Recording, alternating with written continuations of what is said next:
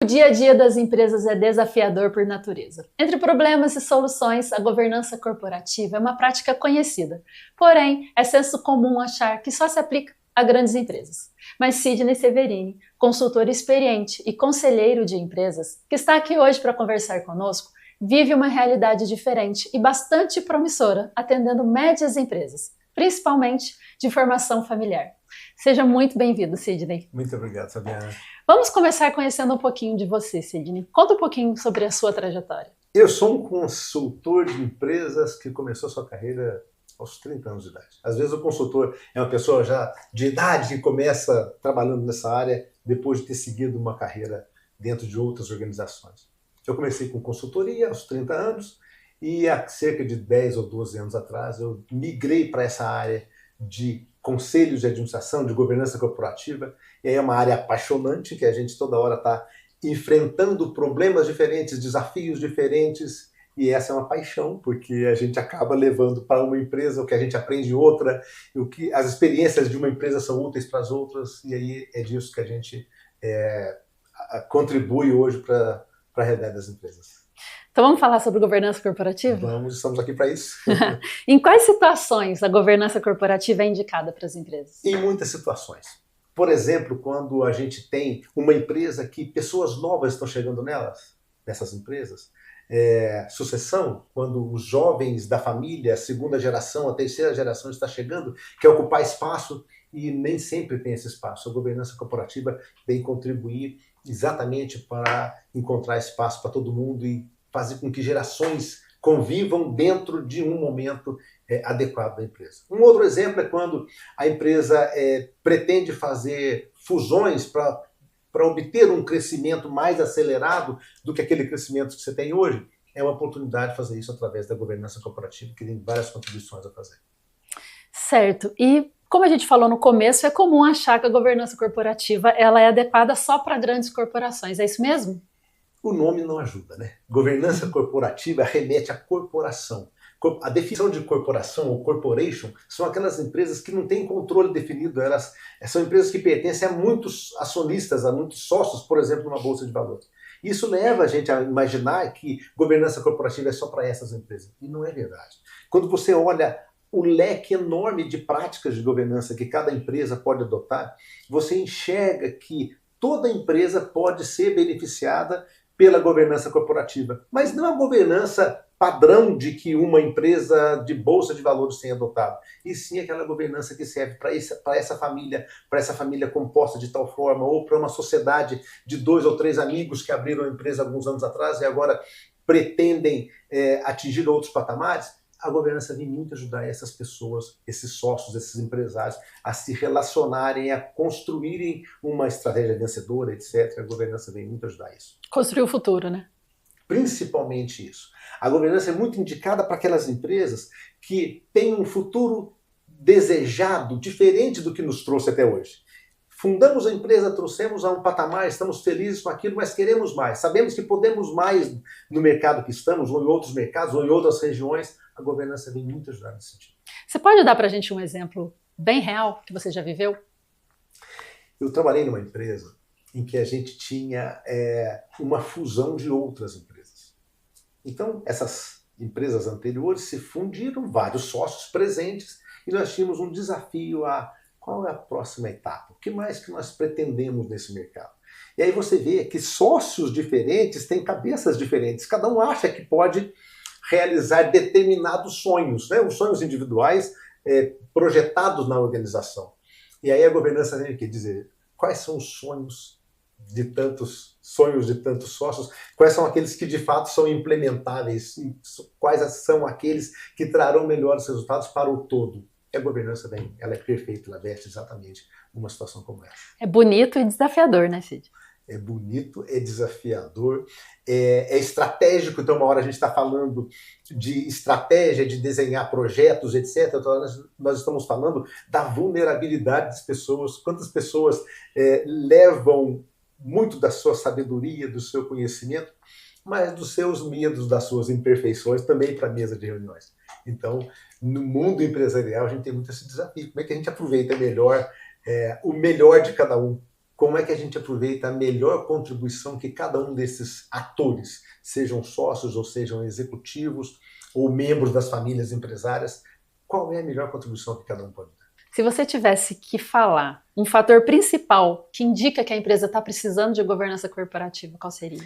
É difícil falar em um único fator, né? Porque, como a gente fala sempre, cada empresa é única. Então, tem uma empresa que a sua principal dor é exatamente o convívio de gerações. Isso é muito comum.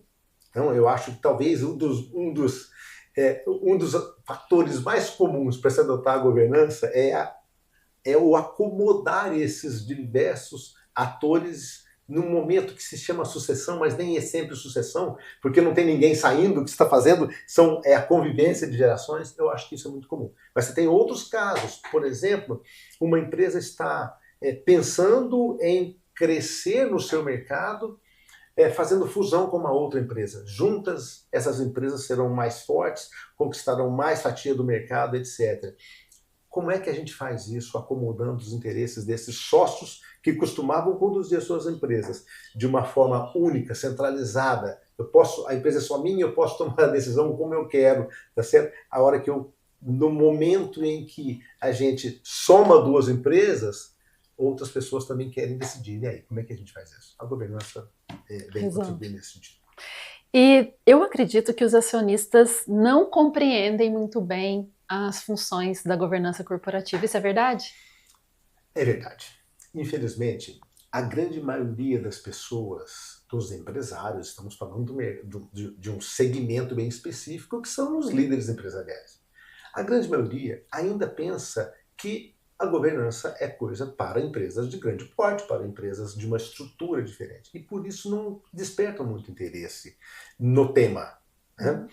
Por outro lado, você tem instituições absolutamente preparadas para trazer não só o conhecimento da governança, como qual a adoção prática. Eu conheço a teoria, conheço o princípio, conheço as práticas que as outras empresas fazem, mas como é que eu trago isso para a minha realidade? Então, eu acho que vale a pena buscar esse conhecimento em instituições que ministram treinamentos, etc. É lógico que a leitura também ajuda e a internet hoje ajuda muito para isso. Ô Sidney, me parece que há uma confusão entre governança e auditoria. É isso mesmo? Às vezes acontece essa confusão. Mas é importante entender que a auditoria é uma prática de governança e governança corporativa é algo mais amplo que atinge várias outras áreas da empresa.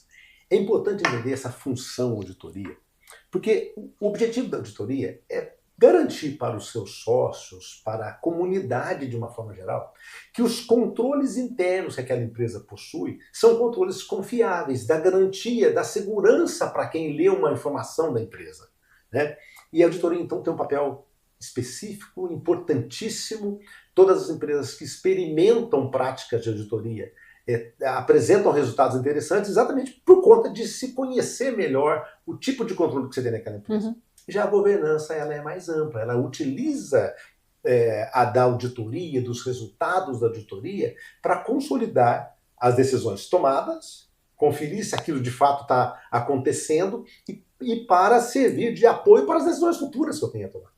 Então existe auditoria sem governança, mas não existe governança sem auditoria? Ótima pergunta, isso é muito interessante, porque não existe essa regra clara, mas é lógico que uma governança vai ser muito mais consistente se no caminho nós temos pelo menos práticas de auditoria que me digam as informações que eu estou utilizando para tomar decisões são informações confiáveis. Isso é fundamental.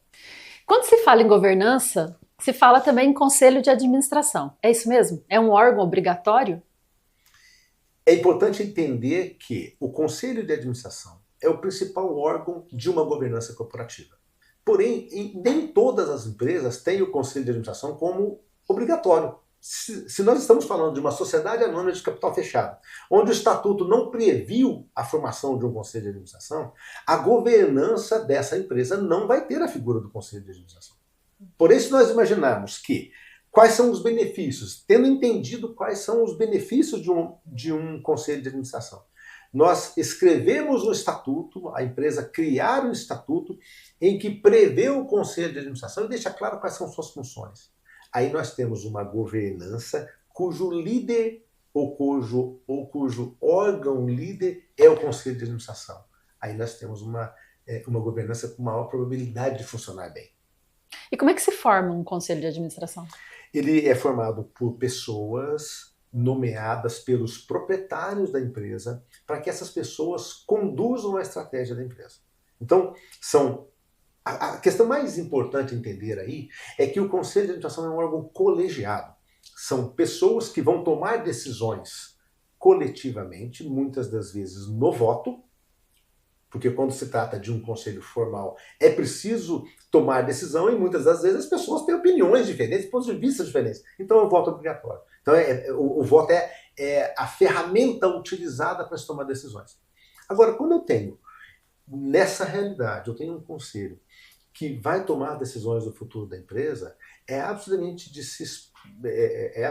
natural que se espere que as pessoas têm pontos de vista diferentes. Então eu somo um ponto de vista de uma pessoa que tem mais visão de contabilidade ou de controladoria e finanças, somo esse ponto de vista com alguém que é especialista no negócio, o próprio empresário, os próprios fundadores da empresa, por exemplo.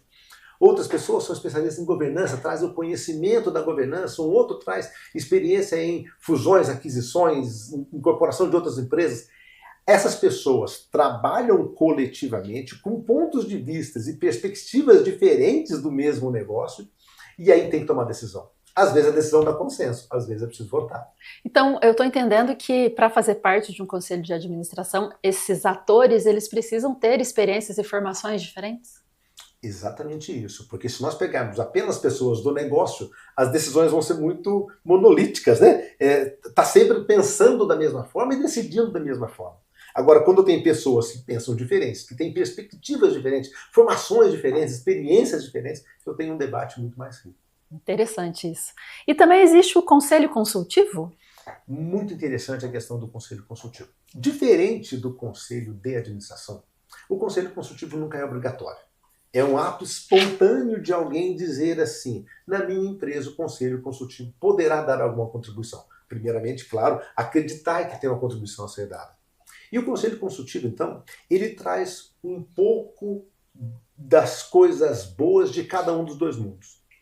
Do conselho, da estrutura de um conselho, da prática de governança e a prática da consultoria. Então, o conselho, por se falar em conselho, eu estou adotando práticas de conselho de administração, por exemplo, mas na outra mão eu estou sendo consultivo. Por que consultivo? Porque aí o conselho consultivo já não tem mais o poder decisório que o conselho de administração tem. Ele recomenda. São os próprios proprietários, os próprios donos das empresas que continuam tomando a decisão final. Entendi. E na formação do conselho consultivo, usa-se o mesmo tipo de visão e regra do conselho de administração? Não é regra por conta exatamente de que não há uma obrigatoriedade, mas a recomendação é exatamente essa. Compor um conselho consultivo com pessoas que tenham visões diferentes do negócio. Certo. E você, como consultor, né, conselheiro, como que você costuma atuar na composição do conselho de administração? Interessantíssima essa pergunta, porque muitas das vezes a gente tem que se moldar à realidade de cada empresa. Mas qual é a minha experiência? O que eu trago para as empresas? Na minha vida, eu vivi muitas questões de inovação tecnológica. Então, como é que as empresas trazem inovação para as suas realidades? Depois, estratégia quando se fala em posição de mercado, em posicionamento de mercado. Quanto que aquela inovação, por exemplo, pode ser, de fato, algo que agrega valor para o meu mercado ou para mercados novos que a empresa pretende entrar, e como é que eu trago isso para a realidade interna dessa empresa? Que estrutura interna eu tenho para isso? Então, a minha atuação, ela tem um pouco de pensar a estratégia com esse foco, com esse veio de inovação, mas especialmente como é que a governança trata isso. Eu sou formado conselheiro de administração, exatamente com esse propósito, né? Como é que eu estruturo uma governança em uma empresa para tirar melhor proveito das estratégias pensadas pelo grupo de líderes da empresa? Entendi. Eu acredito que seja essa a minha contribuição nas organizações. Muito interessante, Sidney. E teve uma vez que você me disse, e isso marcou muito para mim, que o conselho de administração é o guardião da estratégia. Explica isso pra gente. E essa afirmação, eu adoro essa afirmação, e foi por isso que você já me ouviu falar isso. Essa afirmação, ela tanto é válida para o conselho de administração, porque ele tem uma obrigação formal nesse sentido, quanto para o conselho consultivo.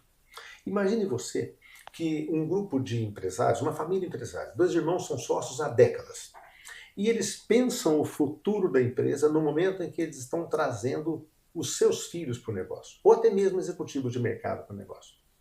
Como é que nós vamos garantir que esses jovens que estão chegando trabalharão o futuro da empresa dentro daquilo que esses fundadores sonham ou ainda são ativos, ainda pretendem conduzir? Então, o conselho, ele entra naquele momento em que a gente não está na rotina da empresa cuidando das urgências ou das emergências do cotidiano. Esse grupo, que é o conselho de administração ou conselho consultivo, ele tira as pessoas um pouquinho daquela rotina pesada do dia a dia para preservar o sonho estratégico que os proprietários já manifestavam. É comum o empresário ficar muito preso no seu dia a dia e acabar não conseguindo enxergar o todo, né? A rotina consome, né? A rotina consome as nossas rotinas como pessoas físicas, o nosso dia a dia como pessoa física. E nas empresas é mais ou menos isso. Por isso o conselho tem uma contribuição enorme a dar nas organizações. A governança corporativa acaba sendo um guardião disso tudo. Acaba sendo guardião disso tudo. Muito legal. Na figura, especificamente nesse momento, na figura do conselho. E você comentou aí sobre a contratação de um executivo de mercado. O conselho, ele tem uma atuação em cima disso? Ou você, como conselheiro, tem uma atuação em cima disso? Sempre tem. É lógico que numa empresa familiar tem um componente que é assim. Quem são os líderes da diretoria executiva? Normalmente são membros da própria família. O pai fundador da empresa ainda é o principal líder. Então, como é que o conselho pode ajudá-lo? A selecionar pessoas que estarão subordinados a ele, ajudar nessa seleção, para que cada vez mais ele traga contribuições profissionais. Em outras palavras, é melhor trazer um executivo de mercado do que trazer um membro da família que ainda não tem experiência para aquilo. Então, esse é o primeiro passo de profissionalização. Mas, às vezes, chega um momento da empresa que os próprios fundadores não querem mais, ou às vezes não podem estar mais à frente do negócio, e tem a oportunidade de trazer alguém de mercado. O conselho tem a função de fazer essa seleção, de buscar pessoas que melhor se posicionem naquela realidade, naquele momento da empresa. E é lógico, a decisão final é do próprio fundador, não há dúvida quanto a isso, né? Especialmente numa empresa de capital fechado. Porém, o ganho que se tem ao debater que tipo de profissional nós precisamos para conduzir a empresa nos próximos anos, nós estamos falando de debate estratégico, certo? De implementação estratégica. Muito bom. E assim, existe um risco de sobreposição da diretoria e do conselho? É comum isso acontecer? Existe. Existe, especialmente nesse exemplo que eu citava. Um fundador que ficou décadas à frente da empresa e passa a fazer parte da liderança do conselho. Quantas vezes, não satisfeito com alguma medida operacional adotada, esse empresário terá vontade de entrar de novo na operação e fazer do jeito dele? Esse é um exemplo clássico, mas existem outros exemplos, como pessoas que já são conselheiros há algum tempo dessa empresa, mas tiveram experiências semelhantes como executivos em outras empresas. Existe uma vontade, uma ansiedade desses membros do conselho de, às vezes, quererem pôr as mãos na massa, né? Colocar as mãos na operação. E isso é algo que deve ser evitado. Mas não é simples, isso é construído ao longo dos anos. Sidney, você está mostrando alguns cenários para a gente aí, eu estou imaginando que existem muitos conflitos, né? E quais são as principais funções do conselho? Costuma-se mediar muitos conflitos? Dê alguns exemplos para a gente. Naturalmente, o mundo corporativo tem muitos conflitos. E o primeiro deles é um conflito denominado conflito de transações com partes relacionadas. Mas que bicho é esse? A transação com partes relacionadas se dá, por exemplo, quando um membro da família aluga imóveis para a empresa. Quando um sócio aluga imóveis para a empresa. Quando o sócio tem uma transportadora, por exemplo, que presta serviço de transporte para a empresa. Quando um sócio tem demanda produtos da empresa ou fornece materiais para a empresa, mercadorias para a empresa. Isso acontece, isso é mais comum do que a gente pensa. Esse é o primeiro conflito de interesse. Quais são as regras? Se um sócio pode vender para a empresa, por que o outro não pode vender? Quanto dessa transação está sendo feito com base de mercado, a preços de mercado, em condições de fornecimento que o mercado faria? Então a empresa não pode ser prejudicada com isso. E o Conselho de Administração tem um papel de gerir, de entender esses conflitos, que são conflitos legítimos sob o ponto de vista de transações comerciais. Eles acontecem mesmo, mas que aconteça dentro de algo que não prejudique a empresa. Mas tem um outro tipo de conflito, que é o conflito das pessoas que orbitam a empresa e que têm interesses legítimos. Um exemplo sério nesse sentido é, você tem um sócio que já não atua mais na empresa, mas ele conta com os dividendos da empresa para a sua própria sobrevivência, para realizar seus sonhos, suas vontades. Esses dividendos são direitos legítimos. Como é que nós vamos, às vezes, gerir um conflito, por exemplo, desse sócio que precisa de mais dividendos, com outro sócio que está na operação e quer fazer mais investimentos na empresa? É um conflito legítimo que o Conselho precisa trabalhar claramente com isso. Sem contar questões mais profundas, menos comuns, mas que acontecem também e são muito sérias. Por exemplo, membros da família que estão, membros das famílias empresárias ou da família empresária, que estão acostumados a receber uma mesada da empresa. São dividendos, mas não necessariamente para quem é sócio, sim para quem é membro da família. Se a empresa habituou a realizar esse tipo de coisa, e já talvez não seja possível voltar atrás, porque isso acontece há vários anos, é preciso gerir isso como um conflito. Porque isso não pode não ser algo que contribua para a empresa. E a mediação de conflitos é uma prática sua? Você atua como mediador? Eu atuo como mediador de conflitos empresariais. Especialmente nessas questões de uma mediação informal, em que você precisa levar para a mesa questões que você precisa levar para a mesa questões relacionadas a conflitos legítimos. As pessoas não estão em conflito porque o fulano não gosta do Beltrano. Estão em conflito muitas vezes porque os direitos que foram estabelecidos historicamente precisam ser revistos, por exemplo. Então eu entro contribuindo para o que nós faremos para que a empresa seja cada vez mais robusta e possa atender esses interesses específicos de cada um. É bastante desafiadora essa realidade, né? E como é que é a relação entre o conselho e os executivos da empresa? Assim, a gente vê na dramaturgia cenas algumas vezes bizarras, engraçadas e conflitos bastante consistentes, né? Isso faz sentido isso? Isso realmente acontece? Faz sentido. Faz sentido. Existe uma situação em que o conselho detém poder da empresa, mas quem faz acontecer são os executivos. Né? Então você tem lá o conselho sendo o guardião da estratégia, preocupado em que os objetivos de médio e longo prazo sejam atendidos, pensando na longevidade, na perpetuação da empresa, ele traz essas questões para a mesa. Enquanto os executivos estão naturalmente preocupados com o problema de hoje, com a falta de mercadoria de hoje, com a entrega de cliente, com a entrega de pedidos de cliente do dia de hoje. Então, essa diferença de visões mais do curto prazo e do longo prazo traz uma série de conflitos no relacionamento. Alguns deles são velados. Ainda existe uma boa relação entre as pessoas, mas alguns nem tanto. Né? Alguns desses conflitos não são velados. As pessoas, de uma forma evidente, têm conflitos pessoais, inclusive. E aí é algo que a governança precisa saber ou precisa aprender a lidar com essas questões. Então, estou percebendo aqui que a governança é peça-chave para uma série de situações para empresas, principalmente que desejam crescer e se perpetuar. Não há dúvida. É uma pena que muitas pessoas ainda não enxergam esse conjunto de soluções que a governança pode trazer. E muitos acabam encontrando outras soluções. Existem outras soluções também. Por exemplo, em um conflito entre irmãos no negócio, às vezes um trabalho de psicologia, um apoio psicológico pode contribuir. Porém, para que se tenha soluções perenes, duradouras, consistentes, a governança traz uma contribuição extraordinária. Muito bom, Sidney. Para a gente encerrar, dê dicas para a gente para empresas que não se encaixam nem nas grandes empresas e nem nas pequenas empresas. A principal dica é que as pessoas conversem com profissionais da área. Converse com quem já adotou uma governança corporativa, com quem já adotou o conselho de administração ou mesmo o conselho consultivo.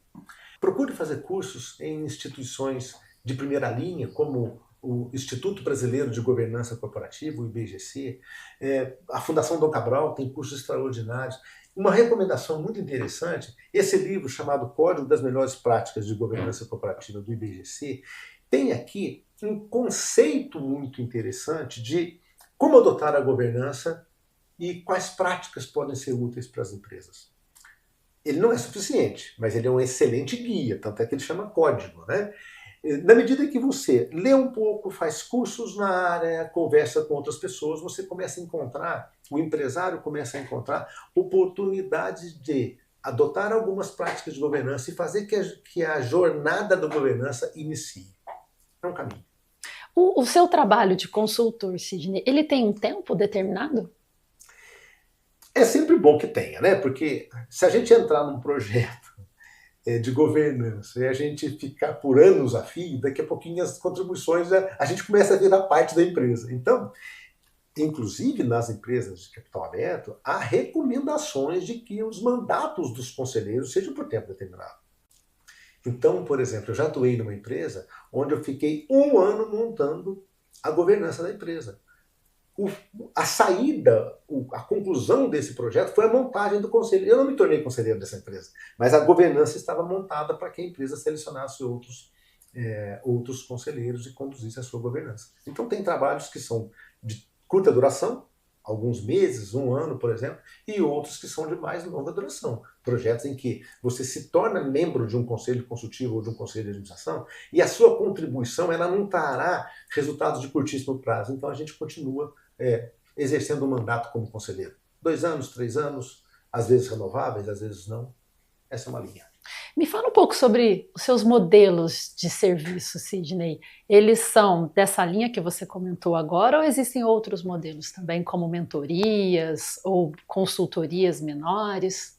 Como é que nós, conselheiros de administração, conseguiremos ser úteis para uma empresa que nunca trabalhou com governança, que ainda não tem um conselho, não tem uma prática nesse sentido? A primeira coisa é a gente compreender o modus operandi da empresa e dos seus sócios. É fundamental entender como é que esses sócios, que esses proprietários, esses acionistas se relacionam com a empresa. E as suas famílias também, evidentemente, né? Então, nós podemos ter um trabalho pontual de um diagnóstico para entender isso. Nós podemos ter um trabalho de consultoria a partir do momento que a gente compreende a realidade, a gente construir no modelo de consultoria algumas soluções de governança para iniciar o ciclo de governança das empresas, ou mesmo podemos contribuir fazendo trabalhos específicos de conselheiro de administração em um conselho já formado. Então nós conselheiros de empresas, nós procuramos nos adequar à realidade de cada empresa. Isso é fundamental para que haja utilidade, para que haja resultado no nosso trabalho.